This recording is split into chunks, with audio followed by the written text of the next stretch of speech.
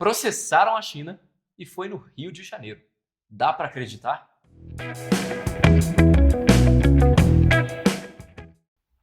Olá, meu nome é Bernardo Nicolau e no vídeo de hoje do Nick Internacional nós vamos falar sobre os processos que se iniciaram por todo mundo contra a China, alegando que ela demorou a notificar o coronavírus para as autoridades internacionais e que isso levou a um agravamento da crise que a gente vive hoje. Eu não só vou falar desses processos que têm se iniciado em tribunais locais, mas também da possibilidade de se processar a China no âmbito internacional. Vamos lá? Primeiro, sobre os processos locais. Você pode processar a China num tribunal do seu país? Não. Essa é a primeira resposta. E você não pode fazer isso por um princípio basilar das relações internacionais que se chama soberania. Soberania é basicamente o direito de um Estado e a capacidade desse Estado de se autogovernar. Soberania é dividida em duas partes. Você tem a soberania interna, que é dentro de mim mando eu, e a soberania externa, que é lá fora ninguém manda em mim.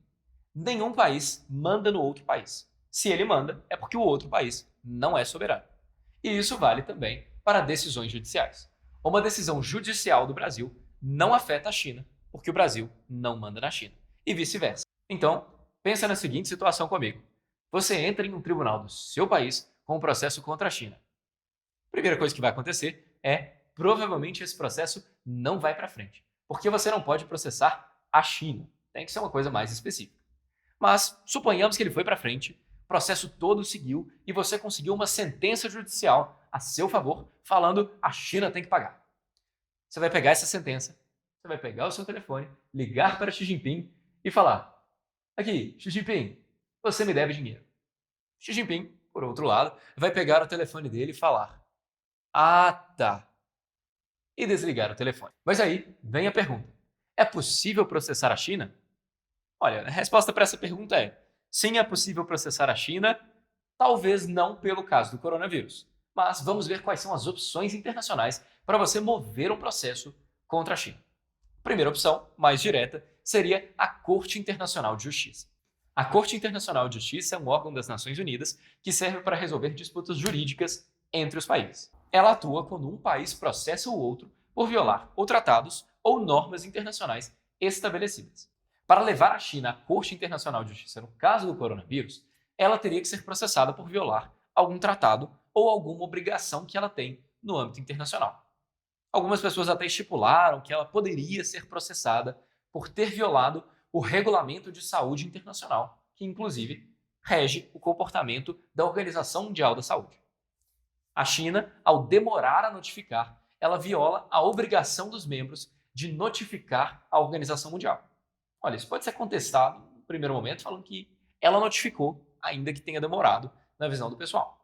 Mas, de qualquer forma, vamos supor que esse processo ande para frente. Você conseguiu alegar lá que a China violou essa convenção específica. Então, a Corte Internacional de Justiça vai analisar esse caso e vai falar se a China deve ou não compensar a comunidade internacional por essa violação. Mas será que os países querem isso?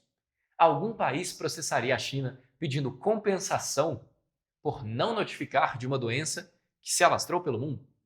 Porque pensa comigo, se eles processam a China por isso agora, o que você está fazendo é criando base para que esses próprios países sejam processados no futuro. Doenças são fenômenos difíceis de se controlar e eles são difíceis de se prever.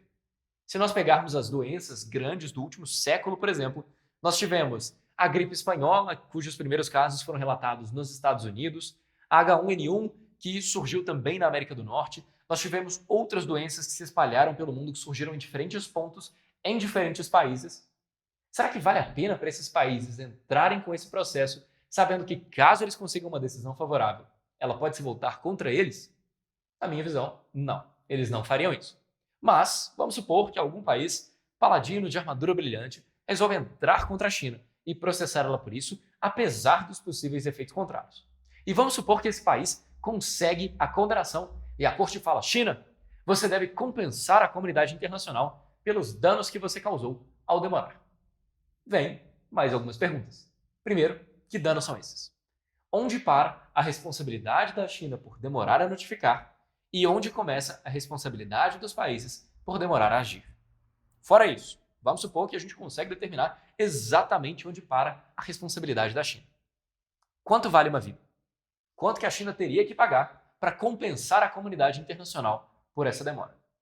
São perguntas muito difíceis e que provavelmente seriam mal respondidas em um cenário jurídico tão formal com pouca adaptação para a realidade concreta.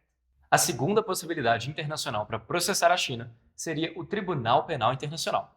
Aí já não seria exatamente processar a China, país China, mas sim processar os seus dirigentes por decisões tomadas no cargo enquanto comandantes da China.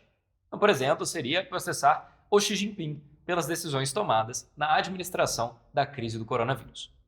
Mas, ao chegar no Tribunal Penal Internacional, você tem que fazer as acusações com base naquilo que o tribunal pode julgar. E o que ele pode julgar? As hipóteses são definidas no estatuto que rege o tribunal, que é o Estatuto de Roma. Há 4 tipos de crimes internacionais em que o Tribunal Penal Internacional pode atuar e pode julgar o caso efetivamente: crimes de genocídio, crimes de guerra, crimes de agressão e crimes contra a humanidade. Não é um caso de crime de genocídio. Genocídio é um ato de tentar deliberadamente exterminar uma população específica. Não é o caso de um crime de guerra. A China não está em guerra, não cometeria um crime de guerra. Crimes de guerra são, via de regra, violar, por exemplo, a separação entre combatentes e civis, atacar as populações das cidades, envenenar água, usar armamento incendiário e coisas nesse sentido. Não é o caso de um crime de agressão, porque não foi um ato de agressão pela China. Há várias pesquisas que mostram que o vírus é natural, e a acusação que está sendo feita pelo pessoal que tem processado a China é que a China demorou a notificar do vírus e não que a China criou o vírus e soltou ele na humanidade. Então não é uma agressão contra outros países. Em crimes contra a humanidade, aí já há alguma discussão. Normalmente, isso não se enquadraria como um crime contra a humanidade, mas alguns teóricos eles têm tentado expandir um pouquinho esse conceito para abarcar essa situação específica. Mas com base em que eles têm tentado expandir o conceito de crime contra a humanidade? Originalmente, crimes contra a humanidade eles abarcam situações como tortura, tráfico de pessoas, desaparecimentos forçados, deslocamentos forçados de populações e coisas nesse sentido.